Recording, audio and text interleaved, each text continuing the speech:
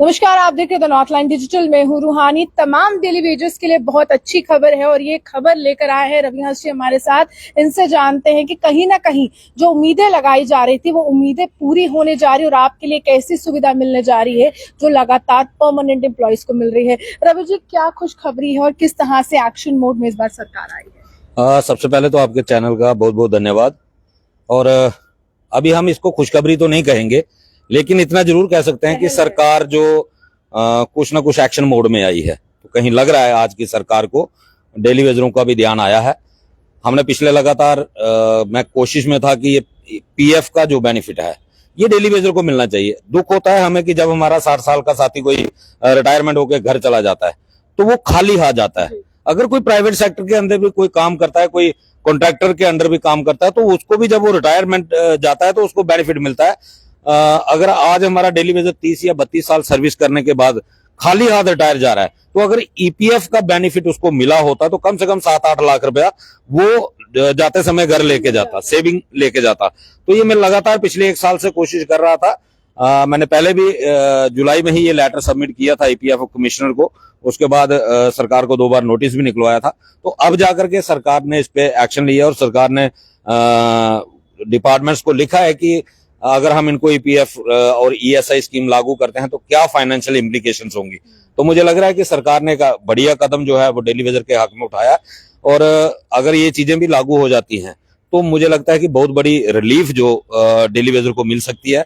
अब हम देखेंगे, पिछले कई सालों से हम देखते आ रहे हैं हमारे कई साथी बीमार होने के बाद डेथ हो गई, जो अपना प्रॉपर ट्रीटमेंट नहीं करवा पाए। वजह यही थी कि फाइनेंशियली वो इतने स्ट्रांग नहीं थे। अगर ईएसआई स्कीम लागू होती, तब लागू हो जाती, तो वो कम से कम अपना बेहतर ट्रीटमेंट करवा सकते थे। अभी पिछले रिसेंटली एक हमारा साथी है मोहम्मद असलम, उसको हार्ट अटैक आया था, तो उस बेचारे ने कर्ज लेकर के अपना 2 स्टंट डलवाए थे। तो आज ही मैं कहीं सुबह चर्चा कर रहा था कि अगर ईएसआई स्कीम उस वक्त ये लागू हुई होती तो वो कम से कम वो कर्ज से बच सकता था, तो सरकार खर्चा सरकार का होता। तो ये मुझे लगता है कि अगर ये दोनों चीजें इंप्लीमेंट हो जाएंगे तो कुछ ना कुछ डेली वेजर को बेनिफिट जो है वो मिलेगा। और मेरी एक पर्सनल कोशिश भी है कि जैसे मैंने 2020 में भी एक नोटिस निकलवाया था, तब 450 करोड़ की रिकवरी पीएचई डिपार्टमेंट की निकली थी पीएफ की, क्योंकि ये 94 से पहले लागू था।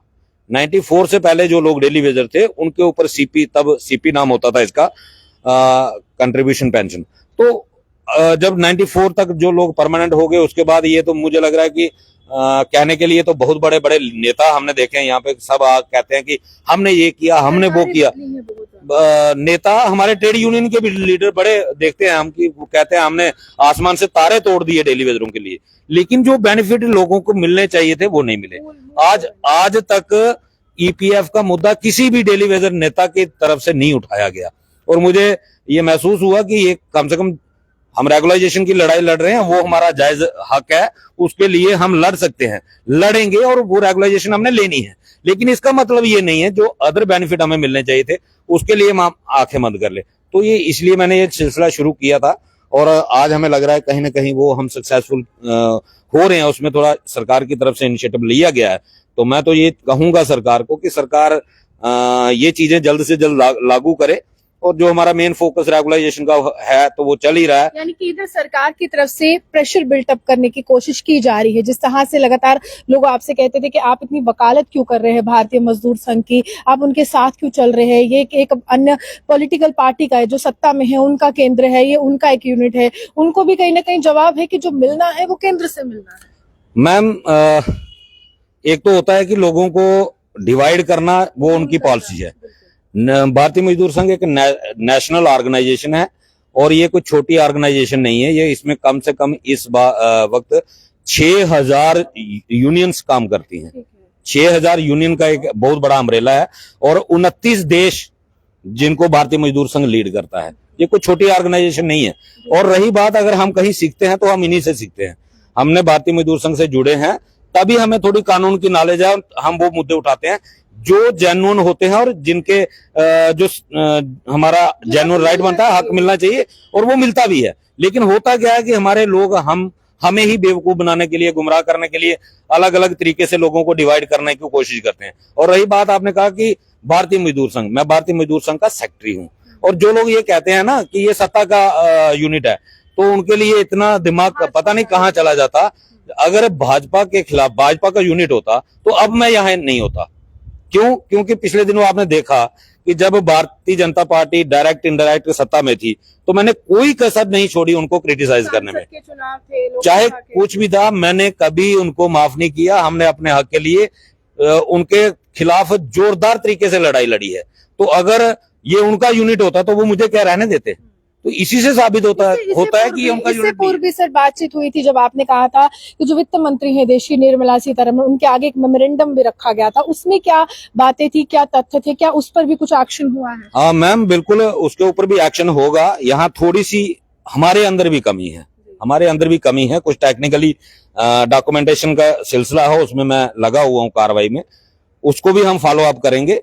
कोई रजिस्ट्रेशन का एक मसला था, वो चल रहा है, अंडर प्रोसेस है। जैसे ही वो कंप्लीट हो जाएगा हम डायरेक्ट होम मिनिस्टर से खुद भी मिलेंगे। और उन्होंने वादा भी किया था कि हम प्राइम मिनिस्टर होम मिनिस्टर साहब से बात करके ये कहीं ना कहीं आपका इस मसले को सॉर्ट आउट करवाने की कोशिश करेंगे।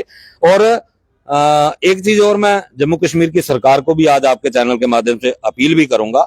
और हम कल भी जावेद राणा साहब से मिले थे और जावेद राणा साहब ने फिर अपना वादा दोहराया है कि मैंने जो वादा किया है मैं उस पे लगा हुआ हूं, मैं उसके ऊपर काम कर रहा हूं। और पहली किस्त जो पेंडिंग जी उन्होंने कहा है कि मैं पूरी जोर लगाया हुआ और सीएम साहब से मेरी बात हो चुकी है और जैसे ही ये बजट रिलीज होगा कुछ ना कुछ हम किस्त आपको जरूर देंगे। तो जो मैंने आपके चैनल पे देखा भी, कुछ लोग हमें सवाल भी कर रहे थे कि 7 तारीख को प्रोटेस्ट क्यों नहीं हुआ, जब 6 तारीख तक टाइम दिया था तो 7 को प्रोटेस्ट क्यों नहीं हुआ। ये जवाब उनके लिए नहीं है बल्कि मेरे उन साथियों के लिए है जिन लोगों ने हमें सपोर्ट किया है और जो हम पे विश्वास करते हैं। ये उनको जवाब दे रहा हूं मैं कि कहीं किसी के मन में कंफ्यूजन आ भी सकती है कि क्या कारण है कि क्यों इन्होंने आगे कंटिन्यू किया। पहली बात, एजिटेशन होती है सरकार तक अपनी बात पहुंचाने के लिए और सरकार को मजबूर करने के लिए कि सरकार हमारे साथ बातचीत करे।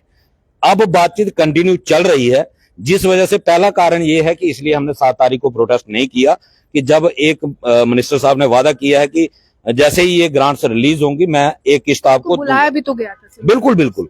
तो जब एक कमिटमेंट मिनिस्टर के साथ हुई है, जब तक वो अपनी कमिटमेंट तोड़ेंगे नहीं, तो अगर हम प्रोटेस्ट करने जाएं तो इसका मतलब है कि हमने वादा तोड़ा। हम वो नहीं करना चाहते। अगर सरकार धोखा देगी तो हमें किसी ने बांधा नहीं है, हम किसी के गुलाम नहीं है, वो ऑप्शन हमारे पास है।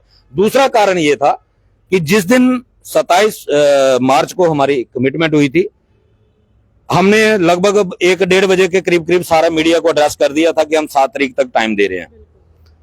इन बिटवीन उसी दिन सेम डे वाहिद परास जो एमएलए हैं पीडीपी के, उन्होंने एक रेजुलेशन बिल दिया था, प्राइवेट मेंबर बिल के लिए अप्रूवल के लिए दिया था राजभवन में। उसी दिन उसको अप्रूवल मिल गई कि वो असेंबली में आएगा और इसीलिए हमने 7, 8, 9 को प्रोटेस्ट नहीं किया। हम इंतजार कर रहे थे कि जो प्राइवेट मेंबर बिल असेंबली में आ रहा है उसके ऊपर कोई गलत प्रभाव ना पड़े, उसके ऊपर डिस्कशन हो, इसलिए हमने 7, 8 तारीख को प्रोग्राम जो है वो नहीं किया था। हमारे डेली वेजर साथियों को जिन्होंने इतना विश्वास हम पे जताया और इस मुकाम तक इस एजिटेशन को पहुंचाया कि बार बार सरकार बातचीत कर रही है, तो हमें उस बातचीत के दरवाजे को बंद नहीं करना है। एजिटेशन कब करनी है उसका सीधा ये है कि अगर सरकार अपना वादा तोड़ेगी, अभी हमें विश्वास है कि जैसे वो बार बार कह रहे हैं मिनिस्टर साहब, उसके बाद हम 2 बार उनसे मिल चुके हैं, प्रिंसिपल सेक्रेटरी काबरा साहब से भी 2 बार मिले हैं, तो उन्होंने भी आश्वस्त किया है कि जो आपके साथ वादा किया है उसको पूरा करेंगे। अगर कहीं लगेगा कि सरकार धोखा देने की कोशिश कर रही है तो हम फिर मैदान में आ जाएंगे। हम कोई डरने वाले नहीं है या समझौता करने वाले नहीं है कि बिना कुछ लिए हम समझौता कर लेंगे। देखिए, साफ तौर पर अब यहाँ पर गेंद जो है वो मुख्यमंत्री के पाले में है और फंड्स की अगर हम बात करें तो केंद्र सरकार के पाले में है, उपराज्यपाल के पाले में है। जम्मू कश्मीर में पिछले लंबे समय से अस्थायी कर्मचारी जो है धरने कर रहे हैं, प्रदर्शन कर रहे हैं, सरकारी कमेटी भी गठित करते हैं, लेकिन इनको कहा गया है 6 महीने के भीतर आप देख लीजिए। और पहली जो किस्त है पेंडिंग वेजेस की, जिसमें अगर हम कहें 72 महीने का पेंडिंग वेजेस और 400 करोड़ का आंकड़ा इनकी तरफ से दिया गया है जम्मू संभाग का, उसमें से अगर कुछ राहत मिलती है तो ये कहते हैं कि हम समय देने के लिए बिल्कुल तैयार है। आप ऐसी रिपोर्ट बनाइए जिसमें हर एक व्यक्ति के साथ, हर एक पीएचई डेली वेजर के साथ इंसाफ हो। और साथ ही साथ इन्होंने ये भी कहा है कि ये जो जंग है, ये जो एजिटेशन है, ये जो स्ट्रगल है, पीएचई एम्प्लॉइज यूनाइटेड फ्रंट की तरफ से लड़ी गई है। और अन्य जो डिपार्टमेंट के डेली वेजर्स हैं उनको भी अगर बाहर आना है, वो चाहते हैं सरकार उनकी बात सुने, तो उनको बाहर आना होगा, अपने नेतृत्व को आगे लेकर जाना होगा। जम्मू कश्मीर की सियासत जो है डेली वेजर्स के नाम पर हमेशा गर्म रहती है, लेकिन इस बार डेली वेजर्स को पूर्णतः विश्वास है, क्योंकि खुद इस विभाग के मंत्री ने इनसे मुलाकात की है और बार बार बुलाकर यही कहा है कि हम अपने वादे जरूर पूरे करेंगे। आप यूं हमारे से बने देखते रहे द नॉर्थलैंड डिजिटल। जम्मू से रोहान की नमस्कार।